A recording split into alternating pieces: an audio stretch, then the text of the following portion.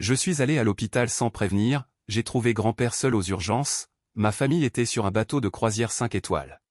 Bonjour, je m'appelle Phoebe, et je suis entré à l'hôpital à l'improviste pour y trouver mon grand-père seul, inconscient, entouré de machines, pas un seul visage familier en vue.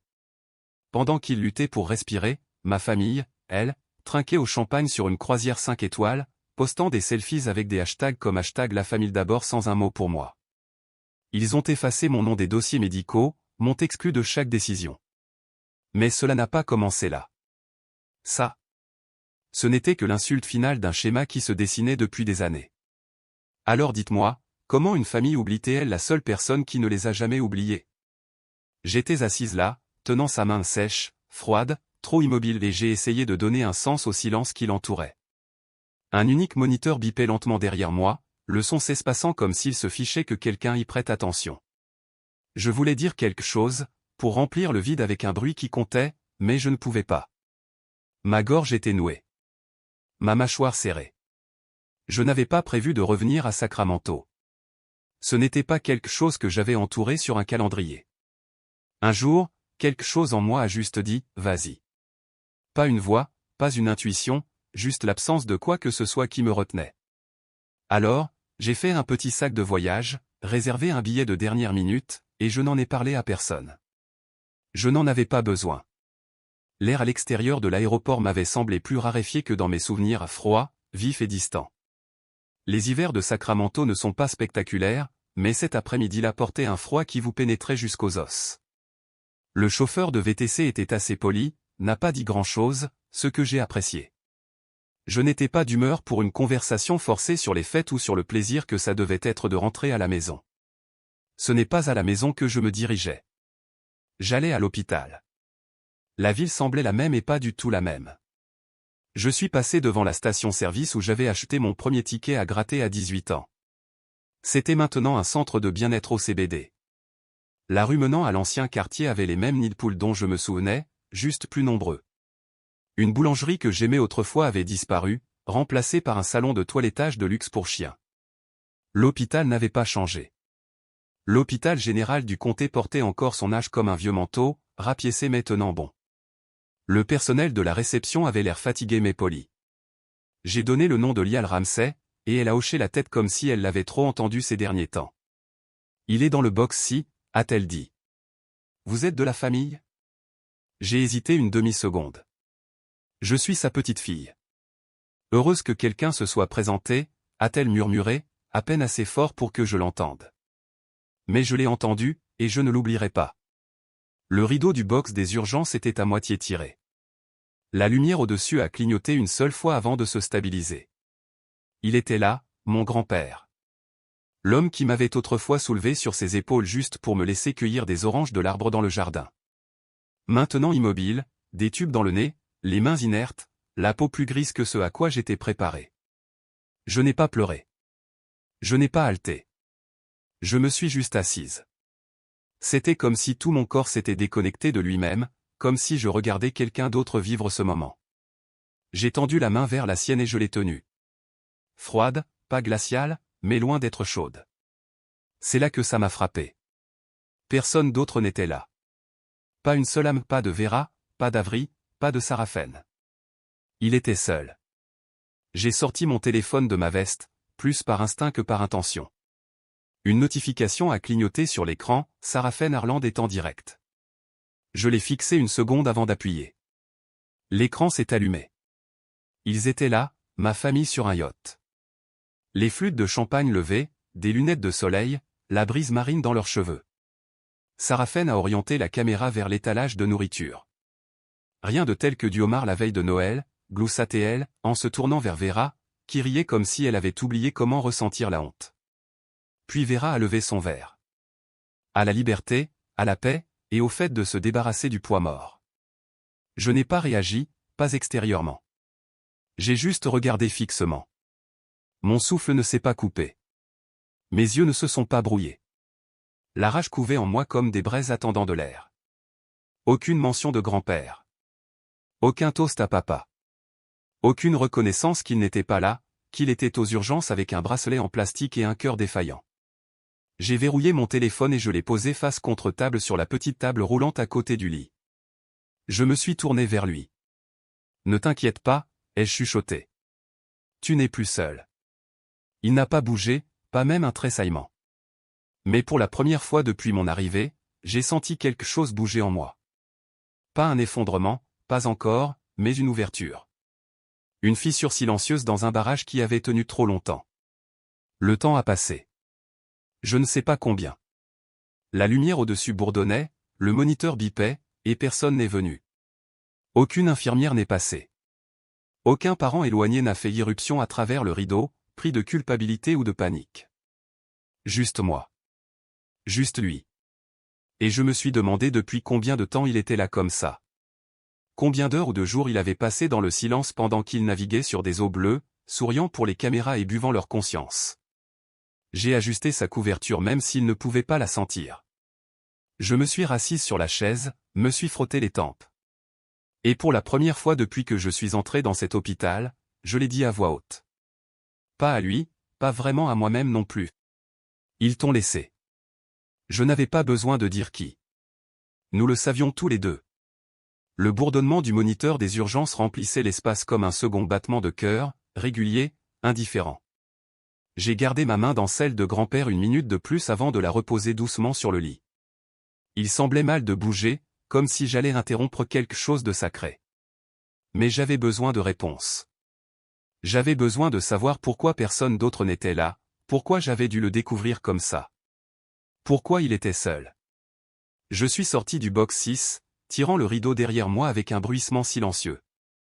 L'infirmière de tout à l'heure était toujours au bureau, feuilletant maintenant un dossier avec le genre de concentration que l'on réserve pour ne pas prendre de retard lors d'un service épuisant. « Excusez-moi », dis-je en m'approchant lentement. « Pourrais-je vérifier qui est listé comme contact d'urgence de mon grand-père » Elle a levé les yeux, hésitante. « Vous êtes Phoebe » J'ai hoché la tête. Ses doigts ont tapé sur le clavier, puis elle a froncé les sourcils. « Je suis désolé, vous n'êtes pas listé ici. »« Qu'est-ce que vous voulez dire ?» Ma voix s'est un peu brisée. Elle a légèrement tourné l'écran dans ma direction. C'était là, en noir et blanc. Contact d'urgence, Avery Harland.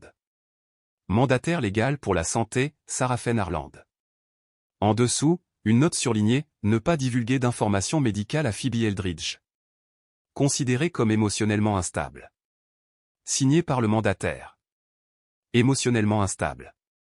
Je n'ai pas réalisé que j'avais reculé du bureau avant de heurter le mur derrière moi. Qui a écrit ça, ai-je demandé, mais c'est sorti plus doucement que je ne le voulais, comme si la question avait peur de sa propre réponse. L'infirmière n'a pas croisé mon regard. C'est signé par le détenteur de la procuration. Je suis vraiment désolé. Bien sûr, c'était Vera ou Sarah Fenn. Probablement les deux.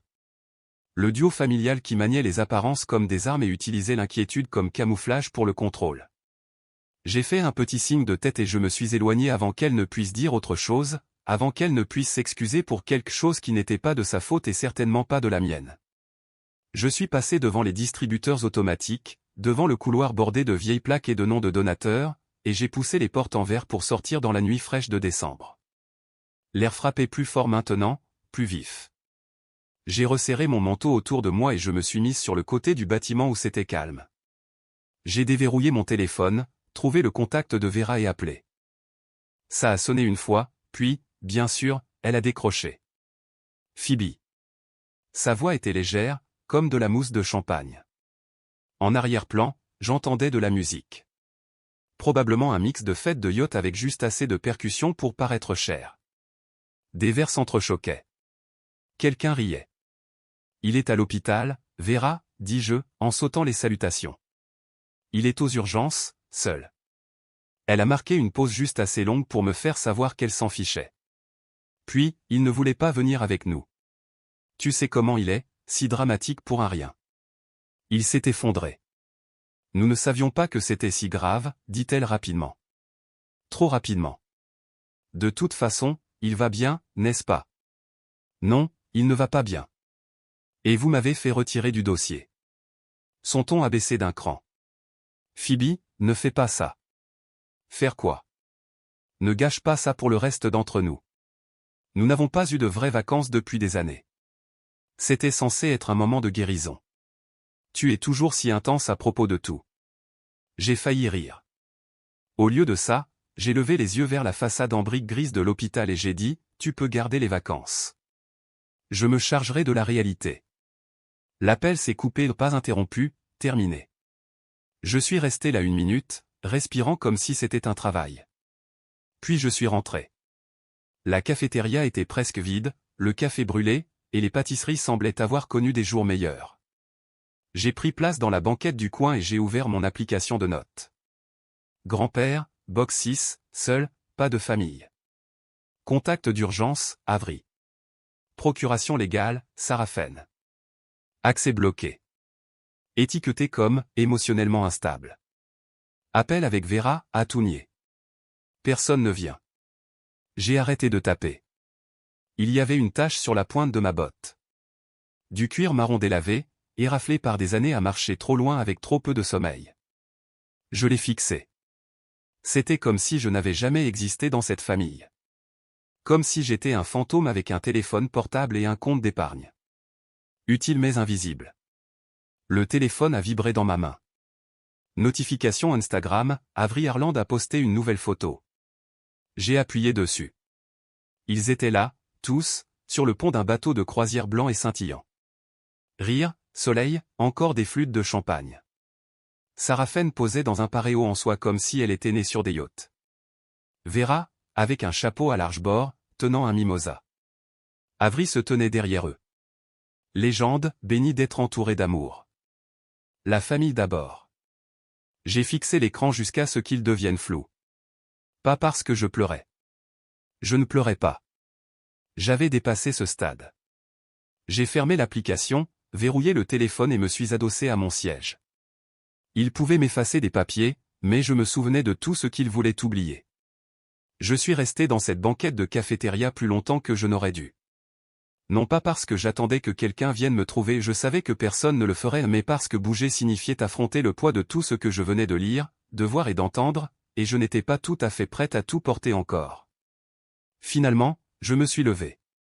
Le chemin du retour vers les urgences n'était pas long, mais chaque pas semblait plus lourd, comme si le deuil s'était discrètement attaché à mes chevilles. À la réception, l'infirmière a de nouveau levé les yeux, son expression s'adoucissant. « Nous venons de finir de trier les affaires de Monsieur Ramsay, dit-elle. Voulez-vous les prendre ? » J'ai hoché la tête, ne me faisant pas confiance pour parler. Elle m'a tendu un sac en papier, soigneusement plié en haut, du genre qu'on vous donne dans une épicerie du coin.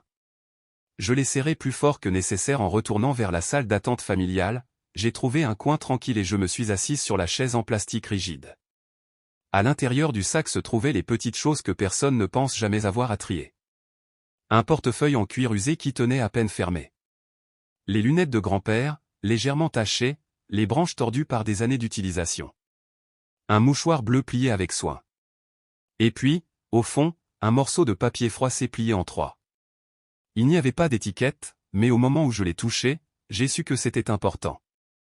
Je l'ai lissé sur mes genoux. L'écriture était indubitable, nette, précise, mais inégale sur les bords. Il l'avait écrit lui-même. Si Phoebe vient, ne l'arrêtez pas. Elle a besoin de le voir par elle-même. Mon souffle s'est coupé. Je l'ai relu, puis encore une fois. Il m'avait attendu, pas seulement espéré. Il avait su. Pas peut-être, pas possiblement. Il l'avait écrit avec intention, comme quelqu'un qui plante un drapeau dans le sol et défie quiconque de l'enlever. Ce n'était pas une coïncidence.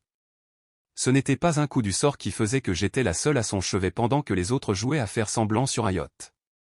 Il savait de quoi ils étaient capables. Il avait vu le déni s'installer et avait fait son choix discrètement, à l'encre. Il me faisait confiance. Le monde n'a pas basculé ni tremblé ni fait quoi que ce soit de spectaculaire, mais ma poitrine s'est légèrement dilatée. Pour la première fois depuis des jours, j'ai inspiré à fond. J'ai glissé la note dans la poche intérieure de mon manteau et je me suis levé. Quitter l'hôpital était différent cette fois. L'air était plus froid. Ou peut-être que j'étais simplement plus consciente du peu d'isolation que j'avais contre lui. J'ai fait une longue et silencieuse promenade jusqu'à ma voiture de location, puis j'ai conduit les 15 minutes jusqu'à l'appartement que j'avais loué pour la semaine, un logement de courte durée niché entre une haie envahissante et une allée fissurée. Une fois à l'intérieur, j'ai enlevé mes chaussures, retiré mon manteau et je me suis assise au bord du lit. Mon corps bougeait, mais mon esprit était toujours sur cette chaise d'hôpital. J'ai décidé de prendre une douche. Peut-être que l'eau chaude me sortirait de ce brouillard, ou du moins enlèverait l'odeur d'antiseptique qui s'était collée à ma peau. Je n'avais pas apporté grand-chose avec moi, juste des articles de toilette de voyage, un jean et un pull qui sentaient le tiroir où il avait vécu trop longtemps. Après m'être séché et avoir attaché mes cheveux en un chignon lâche, j'ai ouvert la petite boîte aux lettres de l'appartement sur un coup de tête. À l'intérieur se trouvait une seule enveloppe, sans adresse de retour, postée il y a 2 semaines. Je l'ai déchirée lentement, soudain consciente du silence qui s'était installé dans la pièce. C'était de nouveau son écriture. Phoebe, je sais que je ne le dis pas souvent. Peut-être que je ne l'ai jamais dit, mais je te vois. Je vois tout ce que tu portes. S'il me laisse derrière, je sais que tu ne le feras pas. Ne les laisse pas te dire qui tu es. Tu le sais déjà. Avec amour, grand-père. Je n'ai pas pleuré tout de suite. Le genre de chagrin que je ressentais n'était pas aigu. Il était épais, lourd, comme de la mélasse coincée dans ma poitrine. Je me suis affaissé sur les marches devant l'appartement et j'ai laissé le papier reposer sur mes genoux. Je l'ai lu encore et encore. Je ne sais pas combien de temps je suis resté assise là.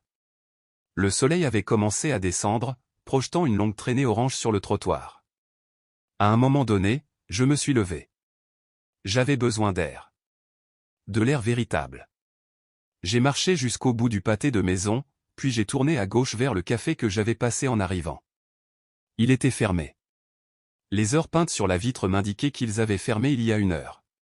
Cela n'avait pas d'importance. Je n'étais pas là pour la caféine.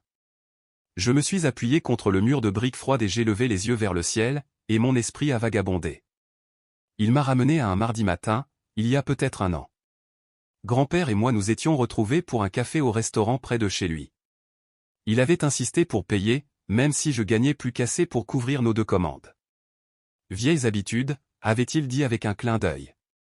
Ce jour-là, entre 2 bouchées de pain au levain, il m'a regardé et a dit, « Tout le monde parle, tu sais, tout le temps. Du bruit, du bruit, du bruit. Mais toi, tu écoutes. C'est plus rare que de l'or maintenant. » J'en avais ri à l'époque, disant quelque chose comme « Je suppose que je suis juste silencieuse. » Mais maintenant, ces mots m'enveloppaient comme une chaleur dans le froid. Il m'avait remarqué dans une famille où j'étais toujours celle qu'on négligeait, toujours celle dont on attendait qu'elle soit agréable, arrangeante, disponible. Il avait vu à travers le silence et dans la substance. J'ai penché la tête en arrière et j'ai fermé les yeux. Ils m'ont effacé, grand-père, ai-je chuchoté. Mais tu as laissé une piste, et je la suivrai à chaque pas. Je n'ai pas beaucoup dormi cette nuit-là.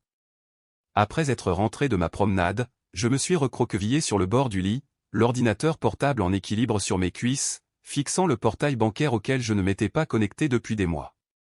Il avait toujours été plus facile d'envoyer l'argent quand quelqu'un le demandait. Je ne le remettais jamais en question. Factures, frais de scolarité, médicaments, coûts imprévus qui ne cessaient de s'accumuler. Chaque fois qu'ils avaient besoin de quelque chose, je le virais sans sourciller. Mais maintenant, le curseur clignotant dans la case du mot de passe semblait me défier. Je me suis connecté. Le chargement a pris 1 minute. Le Wi-Fi de l'appartement n'était pas génial. Mais une fois que l'écran s'est affiché, les chiffres ont pris vie. Solde plus bas que prévu. Beaucoup plus bas. J'ai cliqué sur l'historique des transactions. Les dates s'alignaient trop parfaitement. 3 billets d'avion en première classe. Une réservation de suite dans une compagnie de croisière haut de gamme. Des frais de spa au nom de Sarah Fenbaum -6, tous intitulés « Forfait rajeunissement ». Une virée shopping chez un détaillant de luxe. Puis l'insulte finale, un virement de $6 000 intitulé « Réaffectation d'urgence du fonds médical de base ». Je me suis adossé à ma chaise. Ils ont utilisé l'argent de ces ordonnances, l'argent que j'envoyais pour les médicaments pour le cœur, pour les recharges d'oxygène, pour ce stupide lit orthopédique que Vera jurait qu'il lui fallait. J'ai fixé l'écran et j'ai murmuré, ils ont utilisé l'argent de ces médicaments pour financer leur pédicure. Les mots flottaient dans l'air comme de la fumée. Je n'ai pas pleuré. Je n'ai pas crié. J'ai juste regardé fixement jusqu'à ce que quelque chose d'autre me frappe. La vieille sauvegarde de mai que grand-père m'avait fait configurer il y a des années quand il s'était retrouvé bloqué hors de son compte une fois de trop. Il détestait la technologie mais insistait pour tout garder, au cas où. Je l'avais aidé à créer un compte Gmail en double qui transférait des copies de tous ses messages entrants. Il ne savait même pas qu'il était encore actif. Je me suis connecté. Il n'y avait pas beaucoup de messages, principalement des newsletters et du spam. Mais un email a attiré mon attention. L'objet était « Transition vers une résidence assistée, plan de janvier ». C'était un brouillon. L'expéditeur était Avry. Je l'ai ouvert. Il y avait des puces. Mon frère avait listé point par point l'exil de mon grand-père. Le garder calme. Ne pas inclure Phoebe. Elle est trop attachée. Autorisation légale après la croisière. Discussion sur la transition mi-janvier, en fonction de la détérioration de sa santé. Je suis resté figé. Je n'ai même pas réalisé que mes doigts étaient devenus froids. Ce n'était pas un malentendu. Ce n'était pas un défaut de communication ou un mauvais timing. C'était un plan organisé, délibéré, stratégique pour retirer notre grand-père de leur vie et moi du récit. J'ai lâché la souris et je me suis levé brusquement, manquant de renverser le verre d'eau à côté de moi. Je me suis appuyé contre le bord du bureau, respirant à grandes goulées lentes. Ils n'étaient pas seulement égoïstes. Ils étaient calculateurs. Ce n'était pas de l'incompétence. C'était un coup d'État. Il faisait déjà nuit dehors. Un épais brouillard s'était installé pendant que j'étais absorbé par l'écran, enveloppant les fenêtres d'un flou de condensation. J'ai attrapé mon manteau, j'ai fourré l'impression de l'email plié dans la poche avec la note de grand-père, et je suis reparti vers l'hôpital. Les rues étaient calmes. Le trajet a été court. Mes doigts tapaient sur le volant à chaque feu rouge, mon esprit tourbillonnant mais clair. De retour à l'hôpital général du comté, l'équipe de nuit avait pris le relais. Une autre infirmière était de service. Elle a souri, m'a reconnu et m'a laissé passer sans poser de questions. Le couloir menant aux urgences était plus sombre maintenant. Moins de gens, plus d'espace pour penser. Je suis retourné dans le box 6. Il était toujours là, les yeux fermés, la respiration superficielle mais régulière. Une couverture était rabattue sur lui. Quelqu'un avait éteint la lumière du plafond, ne laissant que la lueur du moniteur et la petite applique murale au-dessus de sa tête. J'ai approché la chaise, je me suis assise et je me suis penché. « Salut, grand-père, c'est encore moi. » Je ne m'attendais pas à une réponse, mais j'ai continué à parler. Ils ont un plan. Ils veulent te mettre dans une maison de retraite, et ils ne veulent pas que je le sache parce que je les en empêcherai, parce que je me soucie assez pour être dérangeante. Ses doigts ont tressailli une seule fois, à peine. Mais je l'ai vu. Je me suis penché en avant, j'ai tenu sa main et je l'ai senti.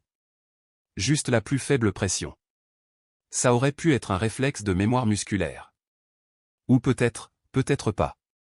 Je te vois, ai-je chuchoté. Enfin, je te vois toujours, même s'ils ne le font pas.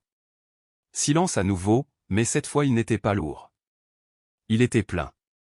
J'ai sorti mon ordinateur portable, j'ai ouvert un nouveau dossier, je l'ai intitulé « Dossier de preuve, succession Ramsay », puis j'ai commencé à tout télécharger, les captures d'écran, les emails, les relevés bancaires, le message vocal enregistré de Vera le mois dernier demandant une autre « rallonge » pour aider à couvrir le chauffage, la liste des ordonnances que j'avais payées. J'ai tout organisé par catégorie médicale, financier, légal et pour la première fois, je ne me sentais pas comme un fantôme traversant leur vie. Je me sentais comme un témoin. Une tempête approchait. Je pouvais la sentir, et je n'avais pas peur. Au moment où j'ai fermé l'ordinateur portable et l'ai glissé dans mon sac, la nuit s'était déjà repliée sur Sacramento comme une lourde couverture de laine. Dehors, le brouillard s'accrochait aux lampadaires, transformant leur lueur en halo pâle. Je ne me sentais pas fatigué. Pas vraiment. Plutôt aiguisé, alerte, comme si j'étais enfin sorti d'une sorte d'anesthésie émotionnelle. J'ai pris le chemin le plus long pour retourner à l'appartement, passant devant la vieille pharmacie du coin où grand-père allait chercher ses ordonnances. L'endroit était fermé maintenant, l'enseigne de la vitrine délavée et écaillée. C'était là qu'ils se tenaient au comptoir et discutaient avec le pharmacien comme s'ils étaient des amis de longue date, même s'ils ne se souvenaient de leur nom que la moitié du temps. Il aimait les routines, la familiarité, les gens qui le connaissaient par son nom. Je n'allais pas les laisser lui enlever ça. Une fois de retour à l'appartement, j'ai fait du thé que je n'ai pas bu et je suis resté assise dans le silence jusqu'à ce que la vapeur se dissipe. Puis j'ai ouvert la liste de contacts de mon téléphone et j'ai fait défiler jusqu'à ce que je le trouve, Richmond Creel, l'avocat de grand-père. Je ne lui avais pas parlé depuis des années, pas depuis un mariage de famille où il m'avait fait un long et silencieux signe de tête et avait dit « Ce sera vous qui détiendrez la vérité quand ils commenceront à la réécrire ». J'ai appelé. Il a répondu à la 3e sonnerie. Phoebe Eldridge. Sa voix était graveleuse mais stable. Oui, monsieur. J'appelle à propos de Lial. Je sais pourquoi vous appelez, a-t-il dit après une pause. Si c'est vous qui me contactez, alors les choses sont pires que ce qu'il craignait. Je n'ai pas eu besoin de combler les blancs. Au lieu de cela, je lui ai raconté ce que j'avais trouvé. Les relevés bancaires, le faux plan de transition, la note que grand-père avait écrite à mon sujet. J'ai des scans de tout ça, ai-je ajouté. Voulez-vous que je vous les envoie? Oui, a-t-il dit. Et retrouvez-moi demain, 10 heures, à mon bureau. N'amenez personne. Ne le dites à personne. La ligne est devenue silencieuse.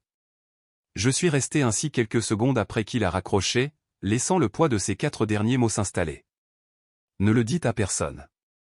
Pas même à mes frères et sœurs. Surtout pas à eux. J'ai transféré les fichiers, puis j'ai mis mon alarme pour 7h30, mais je n'ai pas dormi. Le lendemain soir, alors que je terminais un dîner simple de toast et d'œufs, j'ai reçu la notification « Invitation Zoom, Famille Ireland ». Je l'ai fixé. Il n'y avait pas de message joint, juste un lien de réunion et un objet qui ressemblait plus à un piège qu'à une courtoisie. Mon instinct me disait de ne pas cliquer. Mais quelque chose de plus vif en moi disait le contraire. S'ils se rassemblaient, ils voulaient quelque chose. S'ils voulaient quelque chose, ils étaient nerveux. Et les gens nerveux font des erreurs. J'ai cliqué. L'écran s'est d'abord chargé avec Vera, parfaitement éclairée par une lampe dorée qui n'était pas de qualité hospitalière. Elle portait une robe de chambre que je reconnaissais d'un catalogue qu'elle laissait ouvert sur le comptoir de la cuisine comme un appât. Phoebe, dit-elle joyeusement, comme si c'était une réunion de famille pour les fêtes et non une embuscade mise en scène. Avery a rejoint ensuite, assis dans ce qui ressemblait à un salon de yacht, un verre à la main. Son sourire était mince, les lèvres serrées comme des cordes de piano. Puis Sarafen est apparue, l'arrière-plan flou, le maquillage parfait. Nous voulions juste prendre de tes nouvelles, a commencé Vera en joignant les mains. Tout cela a été beaucoup. Je n'ai pas répondu. Sarafen a comblé le silence. Nous avons reçu tellement de messages. Tout le monde demande comment va grand-père, et nous avons réalisé que nous devions nous unir pour son bien. Avery est intervenu. Nous avons dû agir vite. Il n'est clairement plus capable. Tu te laisses emporter par tes émotions. Ce n'est pas utile en ce moment. Je n'ai toujours rien dit. Vera a penché la tête de la manière dont elle le faisait quand elle était sur le point de mentir mais voulait avoir l'air de ne pas le faire. Personne ne t'exclut, ma chérie. Nous avons tous nos rôles. Des rôles. J'ai levé la main et j'ai cliqué sur « Enregistrer » sans rompre le contact visuel.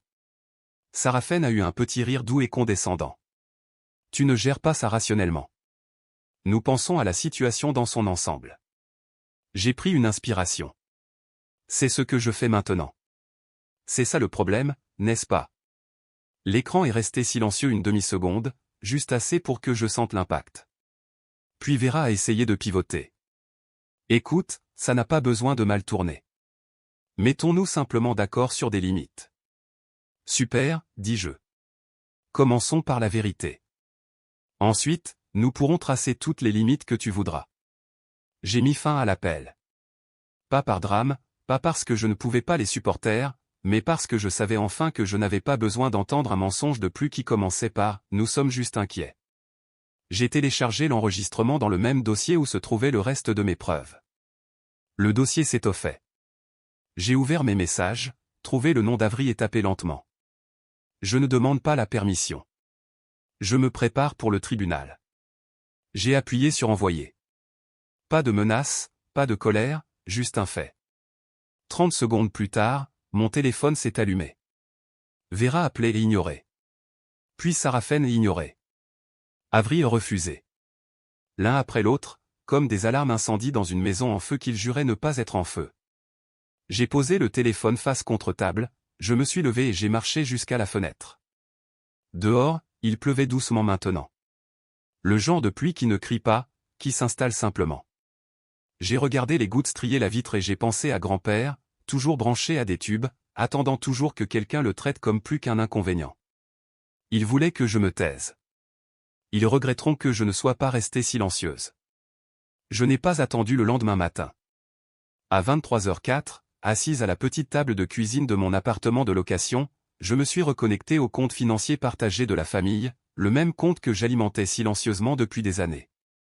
Mon nom était là, deuxième sous, utilisateurs autorisés, comme il l'avait toujours été, silencieux, fonctionnel, ignoré.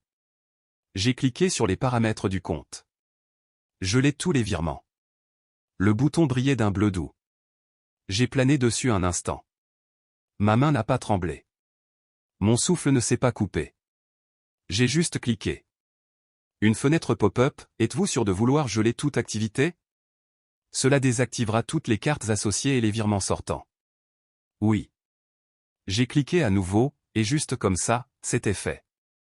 La barre d'état est devenue rouge. Statut du compte, verrouillé. Je me suis adossé à la chaise et enfin, j'ai pris une profonde inspiration. Pas le genre qu'on prend après avoir pleuré, mais le genre qu'on prend quand on sait qu'on a fait quelque chose d'irréversible et de nécessaire. En moins de 30 minutes, mon téléphone a commencé à s'allumer comme une machine à sous bon marché. Cet appel manqué, 3 messages vocaux, puis le premier texto de Sarafen. Nous sommes bloqués. Qu'est-ce que tu as fait? Je l'ai laissé reposer une seconde. Puis j'ai répondu, rien que tu n'aurais pas fait si tu avais été à ma place. Je n'ai pas attendu de réponse. Je n'en attendais pas. Au lieu de cela, je me suis levé, j'ai marché jusqu'à la fenêtre et je l'ai légèrement ouverte. L'air extérieur était vif, mais il sentait les choses propres, les feuilles mouillées, le béton froid, quelque chose d'honnête. J'ai fermé les yeux et les laissé s'installer sur ma peau. Quand le téléphone a de nouveau sonné, j'ai répondu. C'était Avery. Bon sang, Phoebe, a-t-il lâché avant que je puisse dire bonjour. Il va falloir être plus précis, dis-je calmement. Je viens de recevoir un appel de l'hôtel. Nos cartes sont toutes refusées. Sarafen a essayé de payer le petit déjeuner ce matin et a été signalée comme si elle blanchissait de l'argent. Peut-être qu'elle le fait, dis-je. En arrière-plan, j'ai entendu la voix de Vera s'élever. Donne-moi le téléphone. Il y a eu un remue-ménage. Puis sa voix, glaciale et acérée, est parvenue. Tu crois que ça te donne l'air noble, siffla-t-elle. Tu crois que ça prouve quelque chose? Tu as l'air déséquilibré. Parce que j'ai cessé de vous laisser dépenser mon argent? Tu as toujours été instable, Phoebe. Tu réagis de manière excessive. Tu déformes les choses. Il ne s'est jamais agi de ton grand-père. Il s'agit de ton besoin d'attention. Non, dis-je platement. Il s'agit de lui qui meurt seul pendant que vous buviez du champagne en prétendant que vous aviez encore une âme. Elle n'a pas répondu, alors j'ai mis fin à l'appel au milieu du silence, et je ne me suis pas senti coupable, pas même une lueur. Je me suis rassise et j'ai sorti mon ordinateur portable. Richemont avait déjà répondu à mon email précédent, confirmant que notre réunion était toujours prévue pour le lendemain. J'ai téléchargé l'enregistrement Zoom dans notre dossier de cas partagé. Puis j'y ai glissé les journaux d'appel, les captures d'écran financières et chaque élément de preuve que j'avais rassemblé depuis mon arrivée à Sacramento. Après cela, j'ai ouvert un document vierge et j'ai commencé à taper. Déclaration de la victime sur les conséquences du crime, Phoebe Eldridge. Ligne par ligne, j'ai tout exposé. Pas seulement ce qui s'est passé, mais ce que cela signifiait. Comment ils avaient manipulé, minimisé, effacé. Comment ils avaient traité notre grand-père comme un fardeau plutôt qu'un homme. Comment ils m'avaient effacé des registres légaux, des conversations, de l'image entière de ce que, famille, signifiait dans notre maison. Comment on m'avait dit que j'étais, trop sensible, quand je remarquais qu'il n'était pas invité, trop dramatique, quand je demandais où étaient passés les fonds pour les médicaments, trop émotive, quand je restais alors que tout le monde partait. Mais le dernier paragraphe était ce qui comptait. J'ai écrit, je n'étais pas celle qui était instable. J'étais la vérité dérangeante qu'il ne pouvait pas réduire au silence. J'ai sauvegardé le fichier, fermé l'ordinateur portable, posé mes mains sur la table et je suis resté assise là. L'appartement autour de moi bourdonnait doucement à un vieux réfrigérateur, une conduite de chauffage lointaine. mais à l'intérieur de moi, c'était calme. Pas vide, pas engourdi, juste stable. Prête. Ils avaient construit une forteresse de déni. Et pendant des années, j'étais resté à l'extérieur, pensant que cela faisait de moi une meilleure fille, une meilleure sœur, une meilleure personne. Mais les forteresses s'effondrent de l'intérieur quand on apporte la vérité par la grande porte. Je me suis levé, j'ai brossé les miettes de mon sweatshirt et j'ai éteint les lumières. Qu'ils marinent dans le silence. Le matin arrivait, et j'entrais avec tout ce qu'il pensait que je n'aurais jamais la force d'utiliser. Après avoir gelé le compte et envoyé le dernier lot de documents à Richmond, je m'attendais à une contre-attaque. Je ne m'attendais pas à ce qu'elle vienne si vite ou si publiquement. L'air du matin était vif lorsque je suis arrivé sur le parking de l'hôpital. Le brouillard s'était en grande partie dissipé, laissant place à un ciel bleu pâle étiré sur Sacramento comme du papier de soie.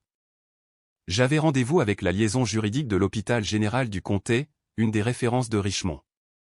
Apparemment, l'hôpital avait discrètement examiné les décisions récentes prises en vertu de la procuration de grand-père, et quelque chose ne collait pas. Je me suis présenté à la réception, j'ai donné mon nom et j'ai été escorté jusqu'à un petit bureau administratif dans un couloir qui sentait légèrement le tonneur d'imprimante et les tasses de café oubliées. La liaison, une femme nommée Shelby, a fermé la porte derrière moi et m'a fait signe de m'asseoir. Nous avons épluché le dossier d'admission de votre grand-père, a-t-elle commencé, en croisant les mains sur un dossier manille. Il y a quelque chose que vous devriez voir. Elle a lancé une vidéo sur son écran d'ordinateur. L'horodatage correspondait au jour où grand-père avait été amené. Elle montrait le hall de l'hôpital, l'image était granuleuse mais assez claire pour reconnaître tout le monde. Il y avait Vera, vêtue de ce qui ressemblait à une veste de créateur, tenant un presse-papier. Elle s'est tournée vers grand-père, qui était assis dans un fauteuil roulant. « Signe juste ici, papa » a-t-elle dit, en plaçant un stylo dans sa main. « C'est pour l'assurance. » Il a hésité, a regardé autour de lui. Vera s'est penchée, a baissé la voix. « Allez, c'est juste un formulaire. » Après quelques instants de plus, il a signé. L'écran s'est figé. Shelby a cliqué sur pause et m'a regardé. C'était le formulaire de procuration mis à jour financier et médical. J'ai senti ma poitrine se serrer, non pas de surprise, mais de confirmation. Elle m'a remis une copie de la vidéo sur une clé USB. Je l'ai étiquetée dans ma tête avant même de quitter le bâtiment, consentement sous la contrainte. Alors que je retournais à l'appartement, mon téléphone a sonné avec une notification push. J'ai appuyé dessus. Un titre d'un agrégateur de nouvelles locales, une vidéo de croisière suscite l'indignation, une famille sous le feu des critiques pour des remarques cruelles sur un vétéran hospitalisé. Mon souffle s'est coupé. J'ai ouvert la vidéo. C'était le visage de Sarafen en gros plan, tenant une coupe de champagne. Elle souriait trop largement. En arrière-plan, j'entendais clairement la voix de Vera. Il est tellement parti. On pourrait aussi bien enterrer le souvenir avant le corps. Mes mains sont devenues froides. J'ai vérifié l'horodatage. Le clip avait été posté sur une story privée il y a 3 jours. Quelqu'un a dû l'enregistrer. Les hashtags en dessous étaient brutaux, hashtag grand-père oublié, hashtag par l'argent d'usant, hashtag cruauté en vacances, hashtag s'espace du luxe. La vidéo avait déjà été partagée sur Facebook et Reddit. Les commentateurs s'accumulaient. Comment des gens comme ça dorment la nuit? Elle devrait être déshéritée. Ce pauvre homme mérite la dignité. Cette fille mérite les menottes. Ça se propageait plus vite que n'importe quel communiqué de presse ne pourrait le rattraper. Richmond m'a envoyé un texto 2 minutes plus tard. Ne dites pas un mot. Laissez-les se pendre en plein jour. Le tribunal verra tout. J'ai répondu par un simple « compris ». Plus tard dans l'après-midi, j'ai retrouvé Richmond au palais de justice.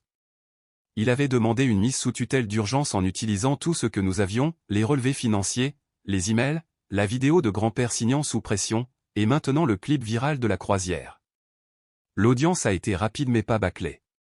La juge était une femme d'une 60aine d'années aux yeux perçants et à la voix comme de l'acier poli. Après avoir examiné les preuves, elle m'a regardé. « Madame Eldridge » a-t-elle dit, « vous semblez être la seule à traiter cet homme comme une personne et non comme une transaction. » J'ai hoché la tête une fois. Ma gorge était serrée. Elle a signé l'ordonnance. Mise sous tutelle temporaire accordée, avec effet immédiat. Toutes les désignations de procuration précédentes sont suspendues en attendant l'enquête. Je suis sorti de la salle d'audience dans une brise froide et un soleil clignotant. Et elle était là, Vera, debout juste à côté des marches du palais de justice, entourée de 2 journalistes et d'une équipe de tournage. Son maquillage était parfait. Ses yeux ne l'étaient pas. Elle manipule tout, a-t-elle crié en me montrant du doigt alors que je descendais les marches. Elle est instable. C'est un coup monté. Les journalistes se sont tournés vers moi. Je n'ai pas arrêté de marcher. Je n'ai pas jeté un regard dans sa direction. Je suis passé juste devant eux, devant les caméras, devant la fureur dans la voix de Vera, et je n'ai pas dit un mot parce que je n'en avais pas besoin. Ils avaient essayé de m'effacer du scénario. J'ai apporté le stylo au tribunal. La voix de Richemont à l'autre bout du fil était calme, mais il y avait une pointe d'acuité, du genre qui ne faisait surface que lorsque quelque chose d'important avait été trouvé. Nous l'avons localisé, a-t-il dit. Il était niché dans une enveloppe d'effets personnels, notariée et scellée, datée d'exactement 8 semaines. Je n'ai pas parlé. Il a continué, votre grand-père a modifié sa directive. Vous, Phoebe Eldridge, deviez recevoir le plein contrôle, médical et financier, s'il devenait incapable. J'ai fermé les yeux et je me suis assise lentement au pied du lit. Le silence dans la pièce était assourdissant, du genre qui ne posait pas de questions ni n'offrait de réconfort. J'ai serré le téléphone plus fort. Il m'a donné le dernier mot, ai-je chuchoté. Les heures suivantes se sont déroulées avec une sorte de poids qui ne permettait pas de petites distractions. Richemont m'a envoyé par email une copie du document, scanné en haute résolution, avec sa note en bas, imprimez ceci. Apportez-le à la cérémonie commémorative. Je n'avais pas besoin de ce rappel. Cet après-midi-là, j'ai conduit jusqu'au jardin des vétérans, le même endroit où grand-père avait l'habitude de se promener le dimanche. Il y avait une clairière tranquille, une petite chapelle en plein air avec des poutres en bois et des chaises pliantes. J'avais organisé le service discrètement, personnellement. Pas d'invitation en ligne, pas de plateau traiteur, pas de sermon, juste un rassemblement de ceux qui s'étaient réellement présentés quand cela comptait. 6 chaises étaient occupées. C'est tout. L'infirmière qui avait tenu sa main la 2e nuit, le voisin qui apportait de la soupe, son coiffeur qui ne lui avait pas coupé les cheveux depuis des mois mais qui appelait encore pour prendre des nouvelles, 2 de ses anciens amis de l'armée, et moi. Je portais du noir, mais pas le genre performatif. Simple, net, respectueux. L'air sentait le pin et la terre humide. Le vent se déplaçait doucement à travers les arbres comme s'il savait ne pas interrompre. À 14h17, ils sont arrivés. Vera, Avery, Sarafène non invitée, habillée assortie, comme une brochure pour la gestion d'images. Vera portait des lunettes de soleil trop grandes pour le ciel couvert de nuages. Avery portait un manteau de laine gris comme s'il posait pour un croquis de salle d'audience. Sarafène suivait derrière, le téléphone à la main comme si elle cherchait des angles pour Instagram. Ils se sont approchés du chemin menant aux chaises. Le gardien de sécurité, un vétéran local lui-même, s'est avancé. « Je suis désolé », a-t-il dit poliment. « C'est un événement privé. Vous n'êtes pas sur la liste. » Le visage de Vera s'est figé. « Nous sommes sa famille. » Le gardien n'a pas bronché. « Pas selon la succession », a ricané Avery. « C'est ridicule. » Sarafène a cligné des yeux comme si elle venait de réaliser que personne ne la filmait. « Nous méritons d'être ici. » Je me suis alors avancé, lentement, tenant le dossier dans ma main. « Vous avez eu votre chance d'être là quand ça comptait, dis-je doucement. Vous avez choisi d'être ailleurs. » Ils n'ont pas bougé. Ils ne sont pas partis. Alors, je leur ai tourné le dos et je me suis dirigé vers l'avant. Il n'y avait pas de podium, juste un petit pied de micro et un tabouret en bois.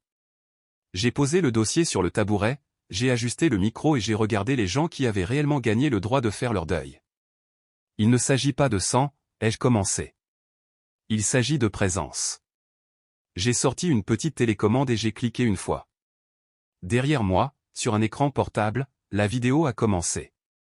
D'abord, Vera sur le pont de la croisière, levant son verre. Il est tellement parti. On pourrait aussi bien enterrer le souvenir avant le corps. La salle est devenue silencieuse. Puis la voix d'Avery sur l'enregistrement Zoom, elle est trop émotive. Elle ne pense pas droit. Nous nous en occuperons sans elle. Et enfin, les images du hall de l'hôpital. Vera plaçant le stylo dans la main de grand-père. C'est pour l'assurance. Il a hésité. A signé. L'écran s'est estompé au noir. Personne n'a dit un mot. Une des infirmières a essuyé sa joue discrètement. Le coiffeur s'est penché en avant sur sa chaise. Le vent a légèrement changé. Je suis retourné au micro. Vous l'avez abandonné, dis-je. Alors j'ai fait ce qu'il ne pouvait pas faire. Je vous ai abandonné aussi. Un temps, puis un applaudissement, puis un autre, puis de nouveau le silence. Mais il n'était pas vide. Il était plein, entier. Le service s'est terminé tranquillement. Les 6 invités ont pris leur temps pour partir. Je suis resté jusqu'à la toute fin, pliant les chaises moi-même, ramassant les notes que les gens avaient laissées à côté de la plaque gravée de son nom. En retournant à la voiture, mon téléphone a vibré. Vera. J'ai regardé l'écran, j'ai supprimé l'appel sans l'ouvrir. La justice avait été publique. La guérison, je le savais, serait privée. Le lendemain matin du service commémoratif, je suis retourné seul au jardin des vétérans. Il était encore tôt, le genre de calme qui n'existe qu'avant que les gens ne commencent à remplir le monde de bruit. La rosée s'accrochait à l'herbe, et une faible brise se déplaçait paresseusement à travers les chênes. Les chaises en bois avaient disparu maintenant, pliées et rangées, mais le souvenir du service flottait encore dans l'air. Je me suis assise sur le banc près de la plaque de dédicace, celle que j'avais choisie avec l'aide de Richemont. Elle disait « Tu as été aimé même lorsqu'on t'a oublié ». J'ai sorti la veste de grand-père de mon sac et je l'ai posée doucement sur la chaise à côté de la mienne. C'était un acte simple, mais il semblait sceller quelque chose, non pas fermer une porte, mais plutôt en ouvrir une nouvelle. Un des anciens compagnons d'armes de grand-père était resté après le départ des autres hier. C'était le genre d'homme qui ne parlait que si cela comptait. Mais avant de monter dans son camion, il m'a regardé dans les yeux et a dit « Tout le monde n'a pas la chance d'avoir quelqu'un comme vous, Phoebe. » Je n'avais pas su quoi répondre alors j'ai hoché la tête comme grand-père le faisait. Une reconnaissance silencieuse, du genre qui n'a pas besoin de performance. Vers midi, j'étais de retour à l'appartement. Mes chaussures étaient boueuses à cause de l'herbe. Je les ai enlevées à la porte et j'ai marché pieds nus sur le parquet, écoutant le doux craquement à chaque pas. Sur la table de la cuisine se trouvait une pile de courriers non ouverts. Je ne l'avais pas vérifié depuis l'audience. C'était principalement des factures, des cartes postales de collecte de fonds, et un magazine local qui pensait encore que je vivais à Seattle. Mais une enveloppe se distinguait de couleur crème, sans adresse de retour, mon nom écrit d'une écriture élégante que je connaissais trop bien. Vera. Je l'ai ouverte lentement, me préparant à une litanie de piques passives-agressives ou à un plaidoyer détourné pour la compréhension, mais il n'y avait que 5 mots écrits de sa main impeccable. J'avais tort. Je t'ai perdu. Pas de salutation, pas d'explication, pas d'excuse, juste une dernière tentative de contrôle. Faisant en sorte que cela concerne ce qu'elle a perdu, pas ce qu'elle a fait. Je suis resté là dans la cuisine, la lettre tremblant légèrement dans ma main. Pas d'émotion, juste le lâcher-prise final. Je ne l'ai pas déchiré. Je n'ai pas répondu. J'ai marché jusqu'à la bibliothèque, j'ai sorti le journal de grand-père, celui que j'avais gardé sous clé depuis cette première nuit à l'hôpital, et j'ai glissé la lettre à l'intérieur. Puis j'ai fermé le livre et l'ai remis dans le tiroir. Plus tard dans l'après-midi, je me suis connecté au portail de dons de la Fondation, le Fonds pour la dignité Lial Ramsay. Il n'était en ligne que depuis une semaine, mais nous avions déjà aidé 3 patients. Un homme avait besoin d'un transport pour rentrer chez lui après sa sortie et n'avait pas de famille à appeler. Un autre a reçu des lunettes de lecture et des vêtements chauds. La 3e, son nom était Denise, a écrit une lettre manuscrite que j'ai lue 3 fois. Grâce à votre fonds, j'ai pu dire au revoir. Il n'est pas mort seul. Ça compte. J'ai appuyé ma paume à plat contre le bureau et j'ai inspiré lentement. Je n'avais pas pleuré depuis des jours. Je ne pleurais toujours pas. Mais quelque chose en moi a de nouveau bougé, plus doucement cette fois. Pas de la douleur, juste une libération. Je me suis levé et j'ai marché jusqu'au réfrigérateur, attrapant le petit bloc-notes adhésif sur le côté. C'était quelque chose que grand-père faisait. Laisser des rappels qui n'étaient pas toujours sur les courses. Parfois c'était une citation, parfois une phrase. Une fois, c'était juste le mot « patience ». Sur la feuille du dessus, j'ai écrit « aime bruyamment ».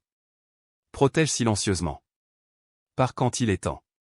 Je l'ai décollé du bloc et je l'ai pressé sur la porte du réfrigérateur. Puis je me suis tourné, J'ai jeté un coup d'œil au porte-manteau près de la porte.